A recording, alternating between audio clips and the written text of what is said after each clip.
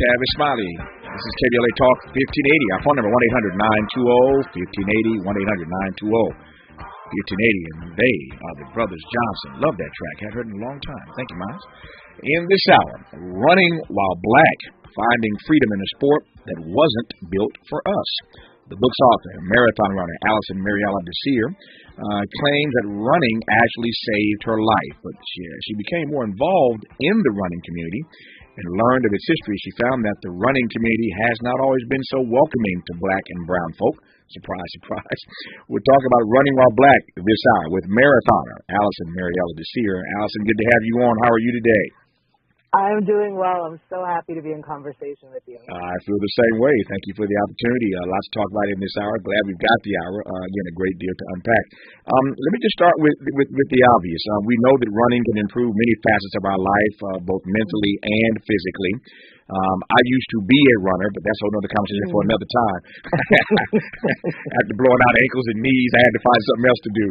So I went into the boxing ring, as I was saying earlier today, for my cardio. But tell me how running became your muse, as it were. Yeah, so when I was really young, I was a sprinter. I ran the 400 and 400-meter hurdles. Many black folks, that's what we see, right? We see folks who are sprinters and jumpers, and so that just, sort of seems like it comes easy to us. But it wasn't until 10 years ago when I was going through a period of depression that I found long-distance running. And it's because I was at home scrolling on social media, and I saw a black guy. He wasn't tall, skinny, white, which is what you typically think of when you think of a marathon runner. He was a husky black dude training for a marathon. And I first said to myself, okay, black folks don't do this. Like, what's happening here? But I followed his story, and sure enough, he completed a marathon a year later. And that sparked something in me that even though I was feeling at my lowest, if he could do this, maybe it would transform my life. So I signed up for that first marathon. I raised over $5,000 for the Leukemia and Lymphoma Society. And I was hooked not just because of the running itself, but the way that running positively impacted my mental health and showed me that I was capable of far more than I ever thought. We'll talk more about that as we move through this hour. But you mentioned a moment ago that for so many black people, we're in the sprinting and jumping categories because, as you put it, it seems to come easier for us. Is that true? Why would you say, having been in that space and being a marathon transition to being a marathon runner that is, why would you say? What's your sense of why we are so prominent and prevalent in the sprinting and jumping categories? Yeah, there are a few things. I mean, the first is that there's so much representation there, right? So if you can't see it, you can't be it. But seeing all of these people in those sports allows us to feel like there's a place for us. The other piece is eugenics, honestly, right? Historically, eugenics, which is an unscientific theory about black people coming from apes. Black people are faster and stronger. They're not true, but they're just rooted in eugenics, and so much of that we just accept them, right? That black people are faster. Black people are just good at those things, right? And then the final piece of that, I think, also has to do with environmental factors. In order to be a long-distance runner, you need a lot of space to run. You need good air quality. You need clean streets. You need psychological safety, physical safety. Those things are harder to come by when you're a black person in the United States. But finding a track or finding somewhere where you can do some sprints or, it requires less space and less resources. So all of those factors really are behind what sports we find ourselves in, where we find safety, where we excel. I'm fascinated already. I'm looking forward to this hour because I never thought about that last point you made. About less space and fewer resources. That's a powerful point. You're right. You're covering less ground on a track than you are running through neighborhoods where you might not be welcome. Less space and less resources. I never thought about that as for why we do the sprints and the jumping and not necessarily the marathon running. That's on the one hand. On the other hand, and I'm glad we got an hour to work through this. On the other hand, As we're going to discuss in this hour, your book, Running While Black, Finding Freedom in a Sport That Wasn't Built for Us, will talk about the ways in which we've been, sort of given the Heisman, as it were, when it comes to, being a part of the marathon community. And yet, when I think about marathon winners, I so often think of Africans who win these races around this country and around the world. Can you juxtapose those two things for me before we move forward? Absolutely. I mean, people often say that. They say, what are you talking about? Black people win marathons all the time. And that is true. But as you mentioned, these are people from Africa, from Kenya, Ethiopia, that have long traditions of long-distance running, have different factors. Let's go back to that, right? Many of these people grow up in places where running or walking long distance is just a fact of life. If you want to go to school, you have to walk or run 5 miles to go to school, right? And then on top of that, you have massive investments, not just locally, but internationally. Like, we know that there's a huge amount of money actually going into Kenya to support and sponsor new athletes because of this long-standing tradition. That's just not the case in the United States. When you think about sports, where the investment is around sports for our black kids, it's typically around things like football, around basketball, right? There's not the same type of investment or long-standing tradition with long-distance running. Just getting started in this hour with our guest, marathoner Allison Mariella Desir. Her new book is called Running While Black, Finding Freedom in a Sport That Wasn't Built for Us. We'll continue with her when we come forward on KBLA Talk 1580. Be sure to like and follow Tavis Smiley at The Real Tavis Smiley and get Twitter updates at Tavis Smiley. The conversation continues when we come forward.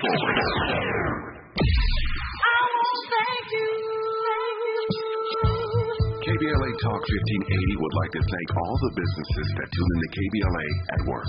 We celebrate you, your calls to the station, and your overall support. To show our appreciation, we would like to treat your office to a lunch for 10, brought to you by K. Michelle's Kitchen Catering. Open the KBLA Talk 1580 app or log on to KBLA1580.com to be selected for our Office of the Week. We know putting in many smart, hard-working hours per week. We just want to say thank you, and we appreciate you. You and your staff deserve lunch on us. Enter your office to win lunch for 10 and be highlighted on KBLA Talk 1580 as our Office of the Week. Open the KBLA app or log on to KBLA 1580 to enter your office today to become the KBLA Talk 1580 Office of the Week. Sponsored by K. Michelle's Kitchen Catering.com. Become the KBLA Talk 1580 Office of the Week. This has been a KBLA Talk 1580 community call to action.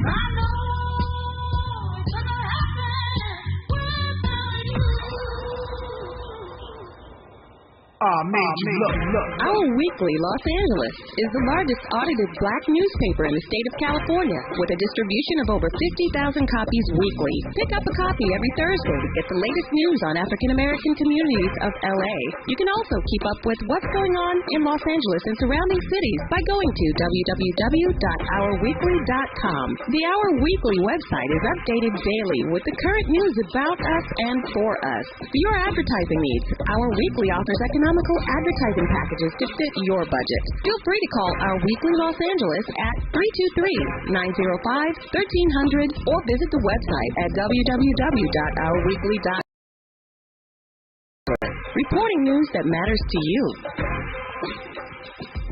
This Sunday and every Sunday is the African Marketplace and Drum Circle Community Market. Get free groceries, essential resources, and buy black from local merchants of arts, beauty, custom black merchandise, and more. Choose from a wide variety of cuisines, custom-made clothing, jewelry, and a lot more. Experience the true essence of Africatown at Leimert Park every Sunday from 11 a.m. to 5 p.m. Join the Drum Circle, dance, enjoy live performances, connect with other conscious black people. Experience black excellence every Sunday in Africatown at Leimert Park. You can find us on Degnan Boulevard near Vernon and Crenshaw in the heart of Africatown at Leimert Park. That's the African Marketplace and Drum Circle Community Market. Join us for music, shopping, food, and fun this and every Sunday. Support black businesses, recycle black dollars, and feed your soul. The African Marketplace and Drum Circle Community Market every Sunday in Africatown at Leimert Park. Brought to you by Africatown Enterprise and the African Village Vendors Association. This is KBLA Talk 1580, where everybody is somebody and nobody is a stranger. You belong here. You do indeed belong here, and I'm glad to have you here in this hour. I'm glad to have our guest in this hour, Allison Mariella Desir, who has written a powerful book, a polemic of sorts, called Running While Black, Finding Freedom in a Sport That Wasn't Built for Us. In the text, Allison explores the historical context of running, from the first recreational running boom to the horrific murder of Ahmaud Arbery. We'll all recall that, together with her own story of growth in the sport. And she unpacks how we got here and how we can strive to live in a world where everyone is free to safely experience the life-changing power of movement, no matter where you live. And so that's what the book is about. I'm glad to have her on in this hour to unpack some of it. Before I get straight away into the text, Allison, take me back to your early days. You mentioned earlier what got you, to consider marathon running. But tell me about those early days when you first experienced the sport. Yeah, I came to long distance running when I was going through a period of depression, and I was self-medicating. I was in bed all of the time, feeling very disconnected, not just from my body, but from the world.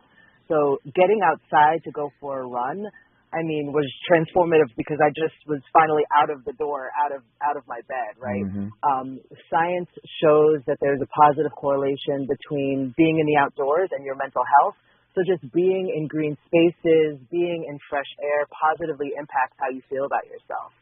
And then movement, I was able to control how fast I was running. I was able to control where I was running. Coming from a place of feeling like nothing was in my control, this was just so empowering. And the final piece, there's so much, but the final piece was that, training for a marathon, you're given a training plan, right? You're giving 16 weeks. It breaks it up into small parts. This impossible task of running a marathon, if you just follow, you'll get the results. And that really shifted my perspective. I started seeing the world differently. I started recognizing that really difficult things, if you break it into small parts, if you approach it day by day, you can accomplish anything. And all of that really changed how I saw myself. Yeah, they say it's hard by the mile. It's it's a cinch by the inch, right? If you break it down, although I would never call a marathon a cinch. You may or may not know this. I don't know why you would know it. You don't know it. In my life, I've run 3 marathons. I completed 3. Oh. Yeah, I did. Amazing. Yeah, I did the LA Marathon 3 times, and so I haven't done anything outside of LA. But years ago, I completed the LA Marathon 3 times, and I'm proud of my little medals that are in my office somewhere of my 3 completed marathons. And we'll talk a bit about that because I have some observations I want to share and get your take on those as we move throughout this hour. But how would you best describe what happens when you're running a marathon and you're in that zone? Put another way, those endorphins just open up. What's that feel like for you, Allison? Well, I have to say, the marathon is much like life in that there are beautiful moments. There are moments when you think you can't go on. There are moments where people on the side give you their energy and then you absorb that, right? So it really is a beautiful metaphor for the way that we can accomplish difficult things, that it's not always going to feel good, but it's going to feel worth it. And getting to the finish line, so many of my finish lines have ended in tears, happy tears, right? That just relief of doing something so hard, of knowing that all of your time and energy and sacrifices has paid off for this accomplishment. So running for us, like everything else in life, you mentioned is a great metaphor for life. It is. And if we take that metaphor and to its logical conclusion, we extend it out. Running for us, black folk, is no different than anything else in this country. When we do it, when we approach it, it's always different for us. The journey for us is always different than anybody else in the country. So you titled your book Running While Black. Tell me why. Yeah, because, running, as I mentioned, is difficult, right? Like running is a hard thing. Yes, it brings us joy. But then on top of that, we bear this additional weight. We bear the weight of how the world sees us and the lack of movement or the lack of freedom of movement. So when you open my book actually starts with this timeline that's called freedom of movement. On one side, you have important moments in running history. And then on the other side, I have what I call Black people's reality. And you see that as long distance running was growing and expanding in this world, At the same time, you have black people who are fighting for the right to vote, who are fighting for the right to an access to education, black people fighting for the right to visit the national parks or swim in public pools, right? So we've never had the same freedom to move in space. We still don't today. You mentioned the murder of Ahmaud Arbery. And so that's the additional weight. While we want to get outside and enjoy the benefits of movement, we carry the weight of white supremacy, of racism, all the other systems of oppression that we experience in this world. Yeah. Whether a black man is running in running clothes or plain clothes, what is it you think about the way that oftentimes white men see, or white people period, see black men when they see them running? If you are a black man and you are seen running anywhere, what is it, unpack for me the prism you think through which they see us when we are running, black men? Well, first, it's important to understand that we live in almost complete segregation, right? Like, despite the fact that segregation is not formally legal anymore, you think about where do people live. There's the black side of town, there's the white side of town. So we rarely actually have everyday interactions with people, except when we're maybe on the train or when we're in the workplace. But we're completely other. I mean, black people, that being said, black people have to know how to navigate our world and the white world in order for our own safety.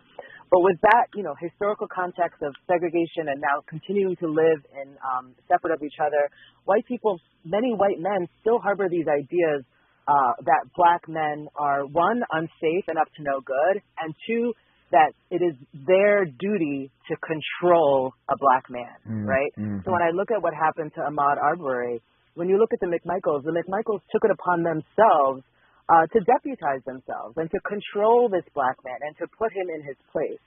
And that is no different from what has been happening in this country for hundreds of years, right? So as long as white people don't start to critically address racism, white supremacy, their role in these larger systems, all of that, those attitudes will continue to come up. How did you process it since you went there, and it's obviously a part of your text? Everybody has their own way of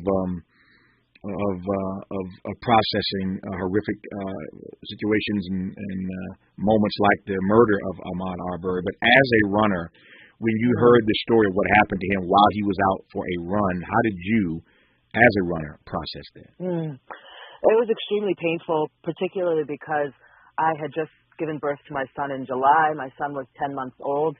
And while, of course, I know the history of this country and how black people are murdered by police and vigilantes, the fact that this young black man was murdered as I now had a son made me start to think, was I selfish for bringing a human being into this world, a world that is designed to kill him? So that hit me really hard, and I found myself not running for a few weeks. I felt if I just stay inside, but ultimately I realized that but running does bring me so much joy, and running is actually how I process very painful experiences. So that's, I wanted to make sure that this book held space for those two conflicting feelings. Running is joyful, and it saved my life. Running also comes with a lot of fear and could be an activity that kills me, right, because of, people in this world. It's not one or the other. It's both. Yeah. I hear you. Not either or, but both and. Exactly. We'll come back to black folk and running or running while black in a second here. But when you started researching for the text, what did you learn about the first recreational running boom in this country? Yeah, so many people look at 1963 as a key moment in the running boom in this country.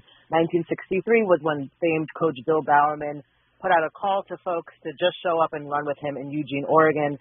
And a little over 2,000 people showed up. So I knew this historical moment. I looked at images from that run, and I saw, wow, it was just white men, women, and children who showed up. So I started thinking, well, what was happening for black people in 1963? I, of course, knew that 1963 was the year that Martin Luther King led the March on Washington. I got more curious, and I realized that it actually wasn't until 1955 and owned property in Eugene, Oregon. So when you think about 6 years after that, 1963, Bill Bowerman telling everybody, quote unquote, to just show up, he was really only speaking to white folks. Wow. right? And Yeah. but then I'm also just a history nerd, so I kept going, and I actually then learned that Black people truly did lay the foundation for long distance running. Our contributions have been erased, right? So I want to ask you, as somebody who is very smart, you've run marathons before. Are you familiar with Ted Corbett? I am not. That's why I'm talking to you right now. Okay, so many people aren't, right? You Yeah. can go into a room full of all runners and they won't know Ted Corbett, who actually is the father of long distance running. Ted Corbett is a Black man. He competed in the 1952 Olympics in the marathon distance. He actually is a person who codified, who set the standards for race distances. Prior to him, a marathon might be 26.1 miles. It might be 26.3 miles. He created the technology to ensure that every marathon was 26.2 miles, right? He's this long-distance running, but his contributions have been erased, along with the New York Pioneer Club, which was a club in 1936. It was the first integrated sports club in the country. Like, this is before Jackie Robinson. This is before baseball being integrated. But these Black people, their contributions, without them, we wouldn't have this sport. Nobody has heard of them. And that's just one of the painful truths of our country. Even when we were there, nobody knows we were there. That's why I love the name of that movie, Hidden Figures, right? That sums up all of our contribution. We're all hidden figures. Exactly. All these persons who paved the way for so many of the things that we enjoy today. Since you went there, let me ask you right quick, because I've always been curious about this. Why are marathons 26.2 miles? What's that point two about? Yeah, well, the distance, and I don't remember exactly, so somebody will call in and correct me, but the original distance comes from, was it in Greece? Philippides ran to the town of Marathon, and the distance is said to have been 26.2 miles. I sort of butchered that, but it comes from, there's like mythology around it. And then, of course, in 1896, when the first Olympics happened and the marathon was introduced into the Olympics, that distance was preserved from that history. So square for me how it is that Black folk could have been foundational when it comes to marathon running, long distance running in this country, and yet those stories have been so hidden all this time. So as I mentioned, 1936, the New York Pioneer Club was founded by 3 Black men in Harlem, and they wanted to create was welcoming to Black folks, because at the time all athletic clubs were prohibited Blacks and Jews from participating, and they were only focused on very fast, very talented runners. The New York Pioneer Club wanted to be a place where anyone could show up, and by anyone I mean men, right, because it was 1936. By 1942, they were training in the Bronx, New York, and Jewish people were running with them, Italian people were running with them, and they realized, let's formalize this in our Constitution. Let's say formally that New York Pioneer Club is a club where anybody, no matter your race, ethnicity, creed, can show up and run together. Again, this is years before Jackie Robinson and the integration of baseball. And this, New York Pioneer Club, they ended up having some amazing athletes like Ted Corbett, and they'd be invited to participate.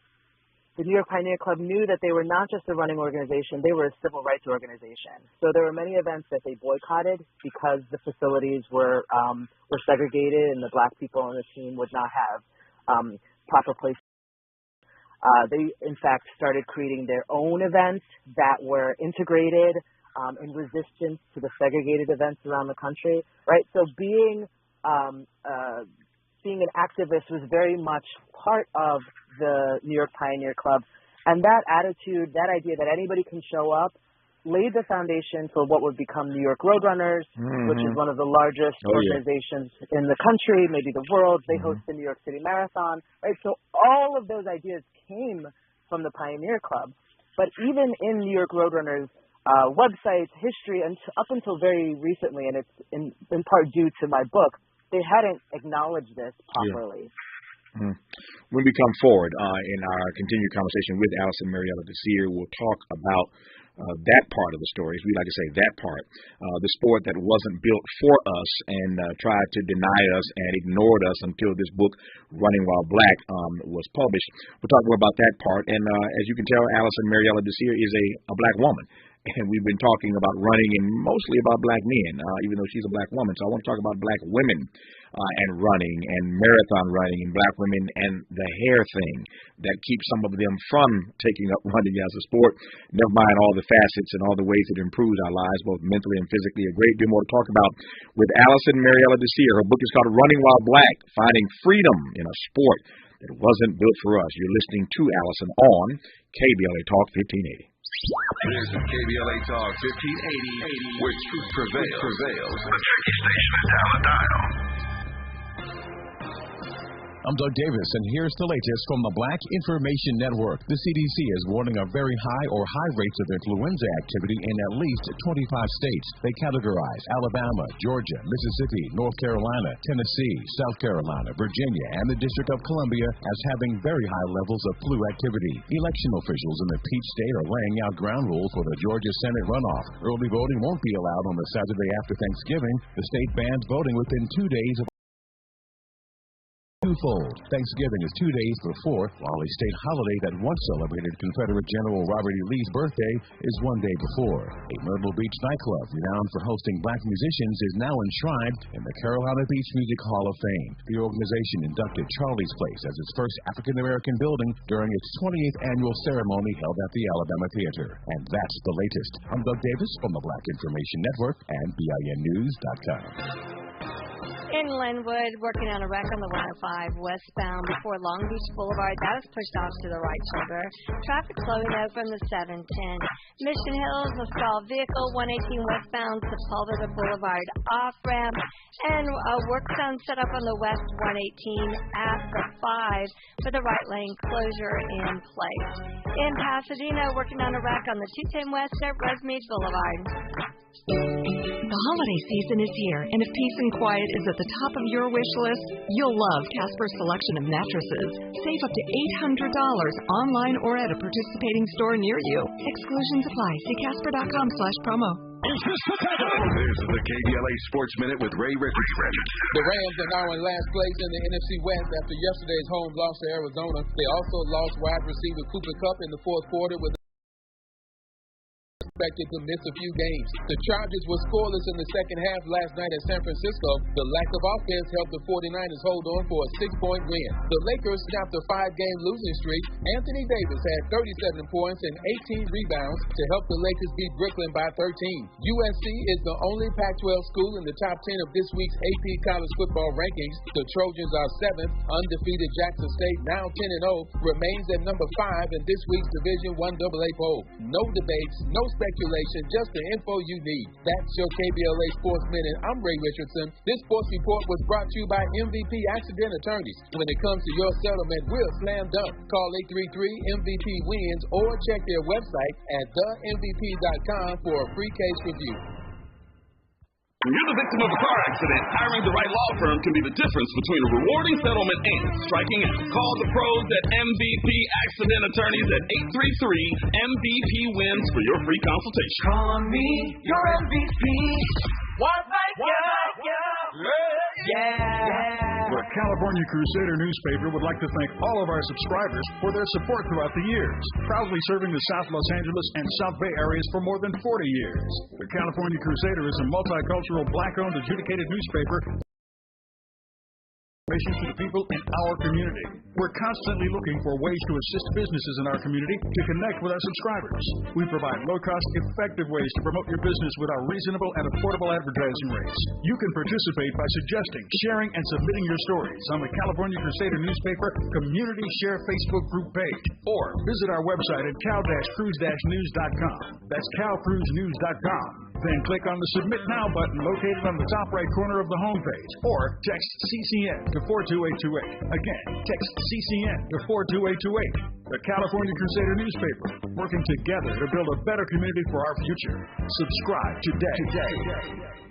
Health is Wealth and Medicare and Covered California's open enrollment for medical insurance is here.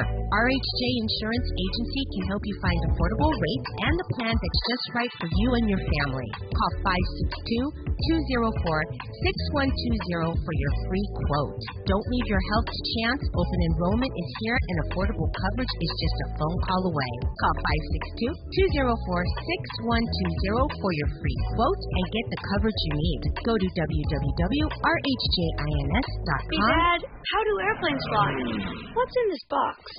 Is this tree good for climbing? How are babies do? Kids are curious about everything, including guns. Talking to them about gun safety in your home is a good first step, but you can do more. Always keep your guns locked, unloaded, and stored separately from ammunition. Safe gun storage saves lives. Learn how to make your home safer at endfamilyfire.org. That's endfamilyfire.org. Brought to you by End Family Fire, Brady and the Ad Council. Broadcasting live from Leimert Park, USA. Welcome back to your home for unapologetically progressive radio. KBLA Talk 1580. Allison Mariella Desir, I assume from going through your text as I have that what you hope to accomplish with this book is to create some sort of cultural conversation. If I'm right about that, what's that conversation look like or sound like to you? Absolutely. I mean, I think the first, a few things. The first is for Black folks to finally feel seen in a book that talks about running, right? Mm-hmm. There are many books out there. There are very few books written by Black people, let alone about this particular experience. So for folks to feel like, yes, that's me, thank you for seeing me. The second piece is for white people to actually realize that moving through space in a Black body is different than moving through space in a white body. I can't tell you how many white people who've enjoyed the book have reached out to me and said, wow, I had no idea. I don't think about this because of my privilege. Therefore, I had no idea that you carried this additional weight. And then the final piece is that I hope that through this awakening, through this feeling seen, that people start to take action. They start to really consider what it takes to show up, what it means to have psychological safety and physical safety, what are those environmental issues that affect who can enjoy a long run, and do something about it so that more of us can. Yeah. Speaking of Black bodies, when one Googles your name, Allison Mariella Desir, and they come upon you, they'll see tons of photos of you running over the course of any number of years in a variety of races, a variety of places, and I might add, at a variety of body sizes. There's photos of you running when you're smaller, photos of you running when you're not as small. And I want to raise that because I know we're speaking to a broad audience here, and obviously running is for anybody and for everybody that can do it, and size isn't really or ought not to be a deterrent. But talk to me about what you've experienced over the course of your running career, running at various sizes. Does that make sense? Mm-hmm. Absolutely, and I thank you for bringing that up because I gave birth 3 years ago, and I expected that I was going to quote unquote snap back because those are the messages that we see and receive, and I did it. I have a whole new body, and it actually took me a long time to accept that I have this different body and learn how to move in this body. If not all media feeds us images, not just of white people as long-distance runners, but thin people as long-distance runners, or muscular people as long-distance runners. And in truth, any body can move, right? We may not move in the same way. We may not move as fast, but I really encourage, particularly for Black women, many of us, our body shapes are different. Just because we don't see ourselves represented doesn't mean that we shouldn't move. And I think it's really important to understand that just because you don't think you quote unquote look like a runner, that's not. Don't let that deter you. Yeah. Speaking of deterring you, never mind all the mental and physical attributes and facets that can come along with being a runner. My sense is that there are a lot of Black women who are turned off to the sport or don't give the sport a try because of the hair thing. What would you say about that? You know, look, I get it, right? I now have locks, so locks are like the best blessing. It's so easy to care for my hair. But I understand the concern because when you think about it, in a lot of ways, beauty products, so there are a lot more now that are Black-owned beauty products. There are not a lot of beauty products out there that allow us to maintain a certain look with our hair and do physical activity. But I will say that there are also a lot more resources out there about how you can. And our health, our mental and physical health, in my opinion, is far more important than the aesthetic of our hair. So I challenge any Black woman who's seeing that as an obstacle to rethink it. Mm-hmm. What would you say, Allison, about how might I phrase this? What would you say about running as therapy? And I ask that because there have been times in my life when you're going through this, that, or the other, and just getting out and running and just clearing your head. I said to somebody yesterday that some of the best ideas that I've come up with. I mean, I've been fortunate to be at this a long time, and people have seen me do all kinds of things and all kinds of levels, and I hope and believe that people have been empowered by the work that I've done over the course of my career. And yet, what they probably don't know is that so many of those ideas came to me while I was out running. So, what would you say to me about running as therapy, about the mental aspect of running? Since your book has as part of its subtitle, "Finding Freedom," I found freedom while out running. But talk to me about that part of running. Absolutely. I also do want to say that I grew up watching you, the Tavis Smiley show, so I have absolutely been inspired by you, and seeing a powerful Black man leading conversations has made an impact. So, yes, it's very kind you for all that you've done. I appreciate that. Thank you. Yeah, and I used to say that running is therapy. I've now moved to saying that running is therapeutic because I think that, it's important that we don't discount what actual therapy does, right? Like, it's powerful to go into a room and speak with a psychologist, and many people in our community don't get mental health therapy, so I do want to say that therapy is important. But, running is therapeutic because of the ways that it unlocks part of your brain, right? There's actual, and I don't know all of the chemicals that are being released. I know that there are endorphins and endocannabinoids, but there are all of these actual reactions that are taking place in your mind as you move. Many people, as you said, come up with really great ideas when they're running, myself included, because movement sort of shifts your perspective and it allows you to get really internal. The other piece about that, as I mentioned prior, is that a lot of us live through life feeling very disconnected to our physical bodies. But when you're running, you hear your breath, you hear how your breath changes depending on your speed, you feel your arms moving, right? That connection with yourself creates the perfect conditions for you to actually start feeling physically better. Again, back to your subtitle, Finding Freedom by engaging this sport. It's not just for me, Allison, that some of my best ideas have come while I'm running. It is also, and I hope you can probably relate to this, that there's something about being out in the open space and running that allows me not just to have great ideas, but to just dream. My mind just imagines the kind of world, the kind of spaces that I want to inhabit. But I find this freedom to be just opening up my mind and just dreaming, not even processing anything, but just dreaming about what can be in my life. Does that make sense to you? Absolutely, and that's exactly why I say finding freedom. It's just like I don't know how to describe it. Sometimes it's because you're in this flow state where everything sort of like comes together and you just feel like you're floating almost. But it's just a beautiful feeling.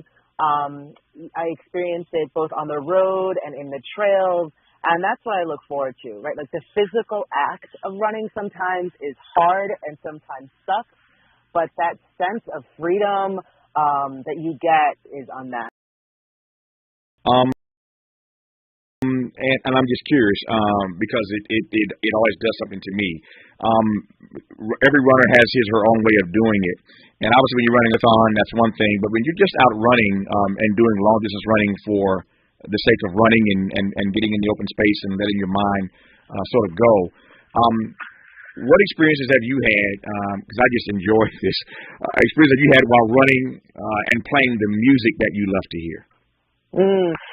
I don't listen to music as much anymore, probably because of where I live. I live north of Seattle, and I live in a small town that has, as you read my book, has Trump signs and American flags, and I want to be aware of what's around me. I got it. But there's something about, man, when you're running and, like, your cadence is locked in with the beat, like, you feel like you could do anything, right? Like, I love those moments. And, like, you're screaming and, like, you're dancing a little, and you don't care who sees you. There is nothing better.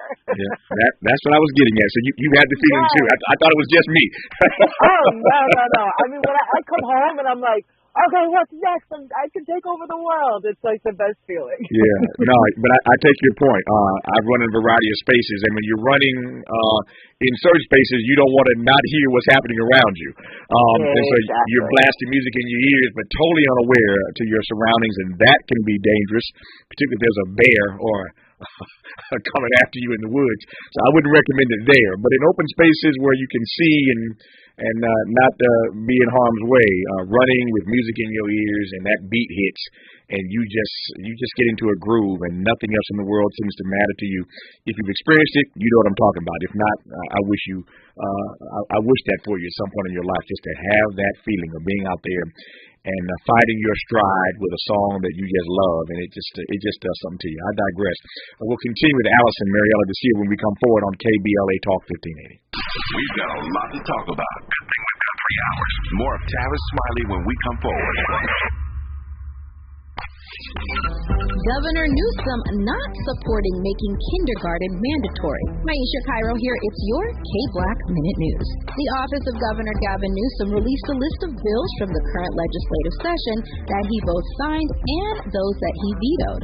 Among the bills vetoed was Senate Bill 70, which would have made attending 1 year of kindergarten mandatory beginning the 2024 to 2025 school year.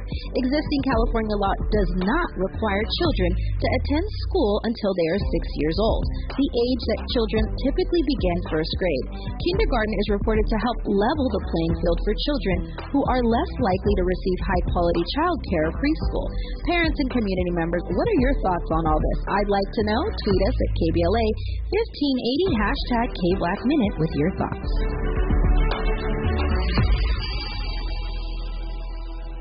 Did you know the life expectancy for Black Californians is 6 years less than the state average? Results from the Listening to Black Californians research us faith in getting quality health care. Join us as we talk with lead researcher Shakari Byerly and California Healthcare Foundation Senior Program Officer Catherine Haynes. Tune in Tuesday, November 15th at 8 a.m. to First Things First to learn more about the results and how to advocate for your needs.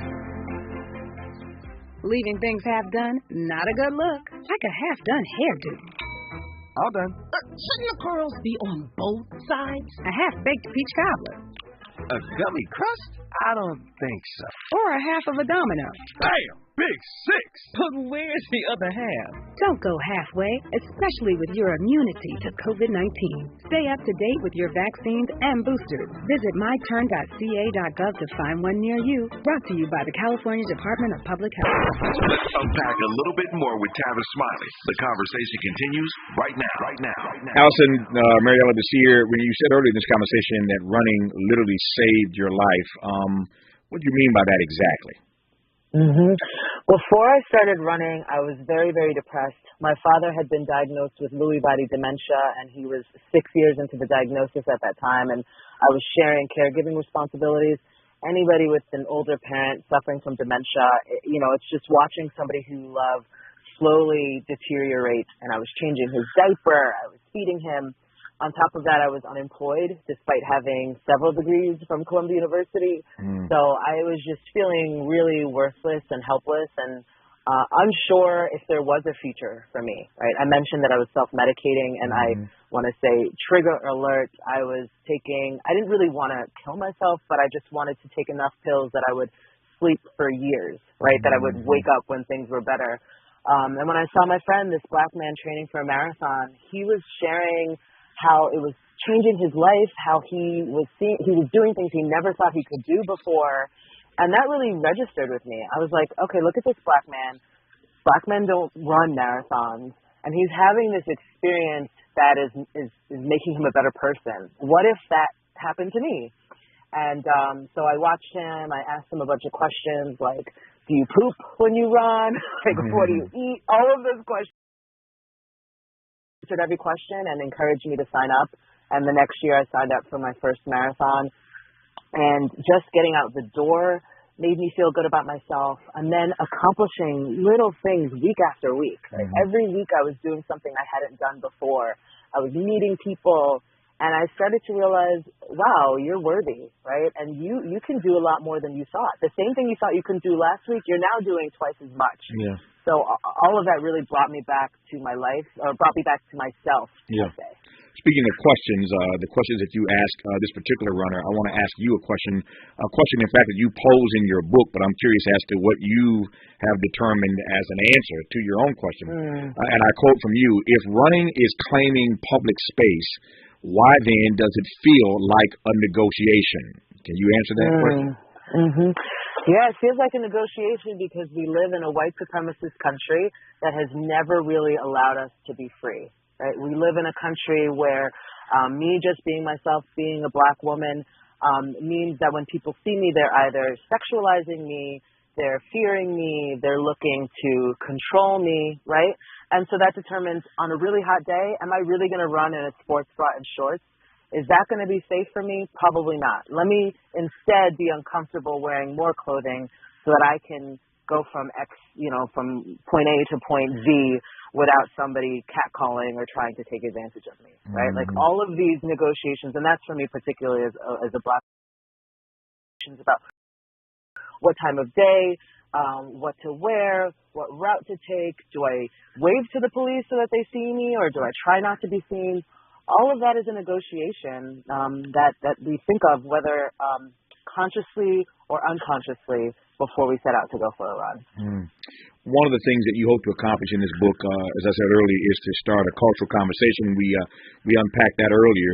It's also clear to me that you want the industry to reimagine itself. Yes. Tell me more about that.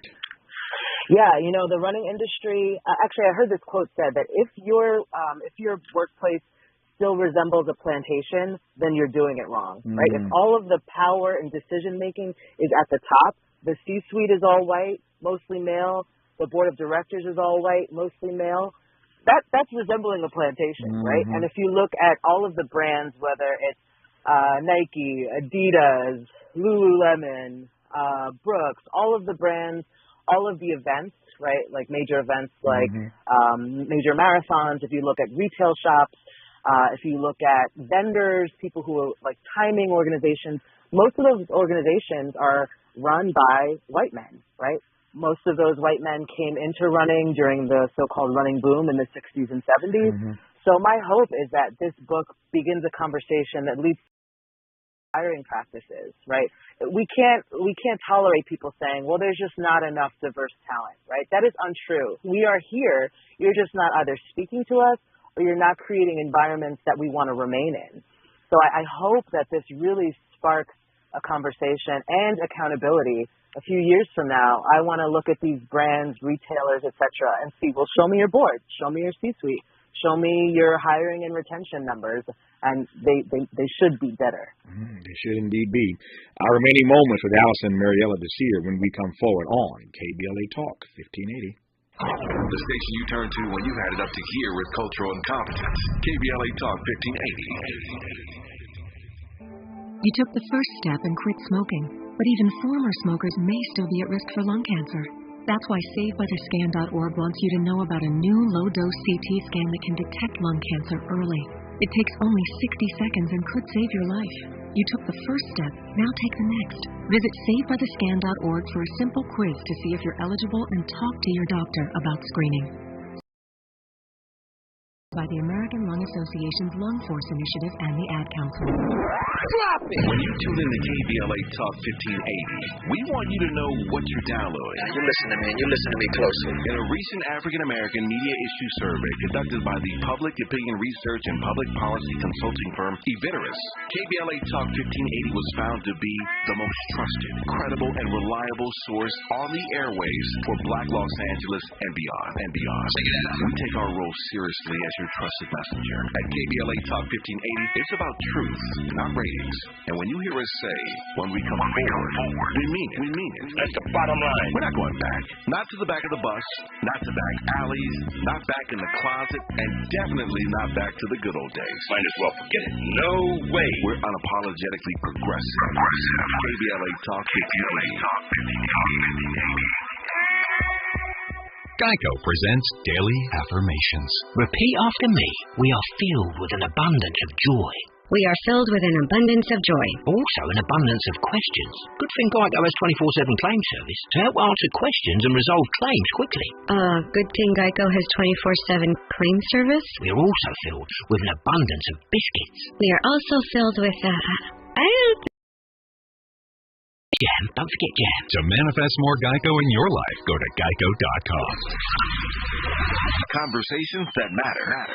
You're listening to Tavis Smiley on KBLA Talk 1580. Got about 3.5 minutes left in conversation here with Allison Mariella DeSier. Her new book is called Running While Black, Finding Freedom in a Sport That Wasn't Built for Us.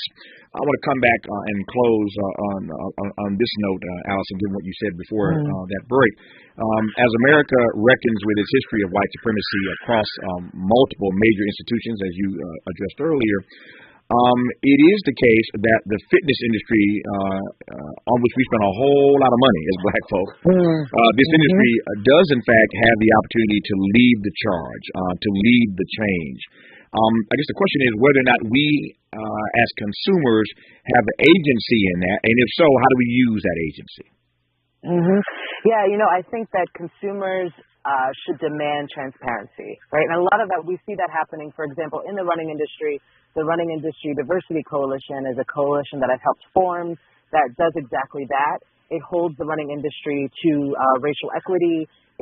We are conducting the first ever survey to get the racial ethnic demographics of the workplace as a baseline so that we can then survey these same individuals 3 to 5 years from now and see that improvement, right? Like we know this as black folks. We know that we can boycott organizations and institutions and buses and that we can make our voices heard. So I think it's about asking for transparency, making sure that when companies reveal their DEI statements or respond in times of crisis, that there's actually follow-up associated with that. And that when we're applying to positions, that, we make sure that we don't have to tolerate just the bare minimum, right? When you're in a workplace, you're feeling those microaggressions or you're seeing opportunities being taken from you and given to your white peers, that you make sure that you record those moments and that you speak to your HR, right? Like, I just think that so many of us for so long, not historically, but in recent years, helpless. Like we have to accept the status quo, but we really have so much power with our dollars. And then the other piece of that I'll say is that I've been really encouraged by seeing Black-owned running businesses. There's a business that my friend started called Pioneers, PYNRS. It's actually a shout-out to the New York Pioneer Club that I spoke about. It's the first ever running streetwear brand. There's another brand called Actively Black that has this really cool collaboration with Wakanda Forever right now. Like, we should make demands of the existing industry, but then we also should create our own stuff, right? You put our buying power towards our stuff because, we make everything better. Finally, is it your hope, at least, that in the coming years, the sport of running will be more welcoming to black folk? Or do you think that black folk in the years to come will discover running as you did more organically? I hope that the industry is intentional and invites more of us, welcomes more of us into long-distance running so that we feel like we can belong. Demographics are shifting. By 2045, white people will no longer be the majority.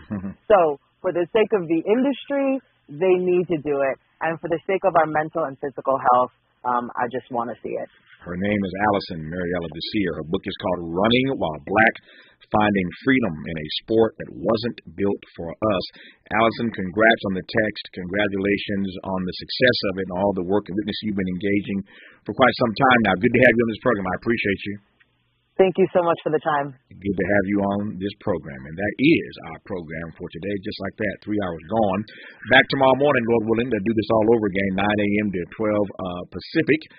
Time now to make room for the KBLA Midday Money Chain. Up next, the Millionaires Roundtable with Lynn Richardson, to be followed by Ahead of the Crypto Curve with Naja Roberts. Old money, new money, doesn't matter much around here. We got you covered either way. Thanks for tuning in today. Appreciate you listening. And until tomorrow morning, Lord willing, and as always, keep the faith.